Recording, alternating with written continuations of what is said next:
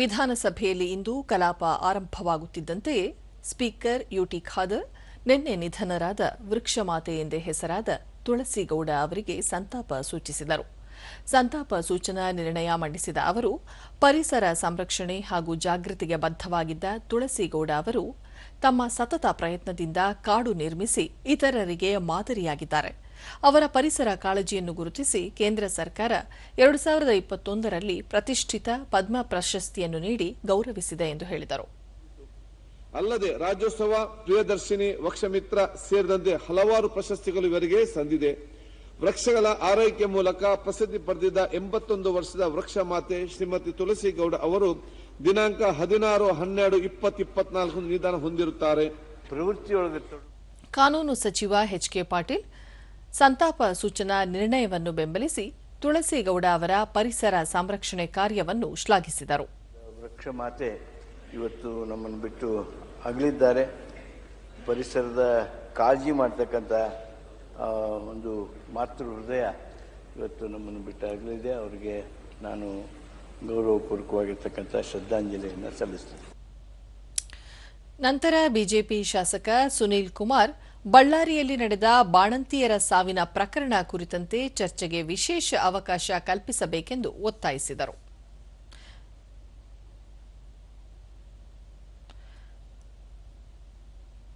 ವಿರೋಧ ಪಕ್ಷದ ನಾಯಕ ಆರ್ ಅಶೋಕ ಇದಕ್ಕೆ ದನಿಗೂಡಿಸಿ, ಇದು ಗಂಭೀರವಾದ ಪ್ರಕರಣ. ರಾಜ್ಯದ ಹಲವೆಡೆ ಈ ಸಮಸ್ಯೆ ಇದೆ. ಇದೊಂದು ಮೆಡಿಕಲ್ ಮಾಫಿಯಾ ದಂಧೆಯಾಗಿದೆ. ಬಾಣಂತಿಯರು ಬದುಕುವುದೇ ಕಷ್ಟವಾಗಿದೆ. ಸರ್ಕಾರ ಈ ಬಗ್ಗೆ ಗಂಭೀರ ಗಮನ ಹರಿಸಬೇಕಾಗಿದೆ. ಹಾಗಾಗಿ ಇಂದೇ ಚರ್ಚೆಗೆ ಅವಕಾಶ ಮಾಡಿಕೊಡಬೇಕೆಂದು ಆಗ್ರಹಿಸಿದರು. ಇಡೀ ರಾಜ್ಯದಲ್ಲಿ ಬೆಳಗಾವಿಯಲ್ಲಿ ಆಗ್ತಾ ಇದೆ, ಸಾವು ಸರಮಾಲೆ ಆಗ್ತಾ ಇದೆ. ಈ ಸರ್ಕಾರ ಈ ಒಂದು ಮೆಡಿಕಲ್ ಮಾಫಿಯಾ ಕಪಿಮುಷ್ಟಿಯಲ್ಲಿ ಸಿಕ್ಕಾಕೊಂಡ್ಬಿಟ್ಟಿದೆ. ಈ ಮೆಡಿಕಲ್ ಮಾಫಿಯಾ ಇಲ್ಲಾಂದ್ರೆ ಯಾಕೆ ನಾನು ಹೇಳೋದು 6 ತಿಂಗಳಿಂದಾನೇ ಇದು ಯೂಸ್ ಮಾಡಬಾರ್ದು ಅಂತ ಹೇಳಿದ್ದಾರೆ.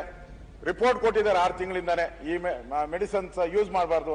ಯಾರು ಒತ್ತಡ ಮೇಲೆ ಇದನ್ನೆಲ್ಲ ಪರ್ಚೇಸ್ ಮಾಡಿದ್ರು? ಇದಕ್ಕೆ ಪ್ರತಿಕ್ರಿಯಿಸಿದ ಸ್ಪೀಕರ್ ಯುಟಿ ಖಾದರ್, ಇಂದು ಉಳಿದ ಕಲಾಪಗಳು ಮುಗಿದ ಬಳಿಕ ಆ ಬಗ್ಗೆ ಚರ್ಚೆಗೆ ಅವಕಾಶ ನೀಡಲಾಗುವುದು ಎಂದರು. ಬಳಿಕ ಉತ್ತರ ಕರ್ನಾಟಕ ಭಾಗದ ಜ್ವಲಂತ ಸಮಸ್ಯೆಗಳ ಬಗ್ಗೆ ಚರ್ಚೆ ಕೈಗೆತ್ತಿಕೊಳ್ಳಲಾಯಿತು. ಮಾಜಿ ಸಚಿವೆ ಶಶಿಕಲಾ ಜೊಲ್ಲೆ, ಶಾಸಕ ರಾಜು ಕಾಗೆ ಸೇರಿದಂತೆ ಹಲವು ಸದಸ್ಯರು ಉತ್ತರ ಕರ್ನಾಟಕ ಭಾಗದಲ್ಲಿನ ಸಮಸ್ಯೆಗಳ ಕುರಿತು ಮಾತನಾಡಿದರು. ಆನಂತರ ಬಿಜೆಪಿ ರಾಜ್ಯಾಧ್ಯಕ್ಷ ಹಾಗೂ ಶಾಸಕ ಬಿವೈ ವಿಜಯೇಂದ್ರ ಮಾತನಾಡಿ, ರಾಜ್ಯ ಸರ್ಕಾರ ಉತ್ತರ ಕರ್ನಾಟಕ ಭಾಗದ ಶಿಕ್ಷಣ, ಆರೋಗ್ಯ ಹಾಗೂ ಕುಡಿಯುವ ನೀರಿನ ಸಮಸ್ಯೆಗಳಿಗೆ ಹೆಚ್ಚಿನ ಒತ್ತು ನೀಡಬೇಕಾಗಿದೆ.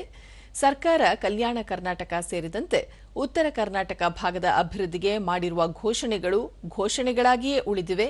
ಯಾವುದೇ ಹಣ ಬಿಡುಗಡೆಯಾಗಿಲ್ಲ, ಯೋಜನೆಗಳು ಅನುಷ್ಠಾನಗೊಂಡಿಲ್ಲ ಎಂದರು. ನಂಜುಂಡಪ್ಪ ವರದಿಯಂತೆ ಉತ್ತರ ಕರ್ನಾಟಕ ಭಾಗದ ಹಿಂದುಳಿದ ತಾಲೂಕುಗಳ ಅಭಿವೃದ್ಧಿಗೆ ಹೆಚ್ಚಿನ ಅನುದಾನ ಬಿಡುಗಡೆ ಮಾಡಿಲ್ಲ, ಉದ್ಯೋಗ ಸೃಷ್ಟಿಗೆ ಗಮನ ಹರಿಸಿಲ್ಲ ಎಂದ ಅವರು, ಕೃಷ್ಣಾ ಮೇಲ್ದಂಡೆ ಯೋಜನೆ ಜಾರಿಗೆ ಸರ್ಕಾರ ಕ್ರಮಗಳನ್ನು ಕೈಗೊಳ್ಳುತ್ತಿಲ್ಲ, ಭೂಸ್ವಾಧೀನ, ಮುಳುಗಡೆ ಪ್ರದೇಶ ಗುರುತಿಸುವುದು ಹಾಗೂ ಪುನರ್ ವಸತಿಗೆ ಕ್ರಮಗಳನ್ನು ಕೈಗೊಂಡಿಲ್ಲ ಎಂದು ವಿವರಿಸಿದರು. ಉತ್ತರ ಕರ್ನಾಟಕ ಭಾಗದ ಸಮಸ್ಯೆಗಳ ಬಗ್ಗೆ ಚರ್ಚಿಸಲು ಮುಂದಿನ ಚಳಿಗಾಲದ ಅಧಿವೇಶನವನ್ನು ಕನಿಷ್ಠ 3 ವಾರಗಳ ಕಾಲ ನಡೆಸಬೇಕು ಎಂದು ಅವರು ಆಗ್ರಹಿಸಿದರು.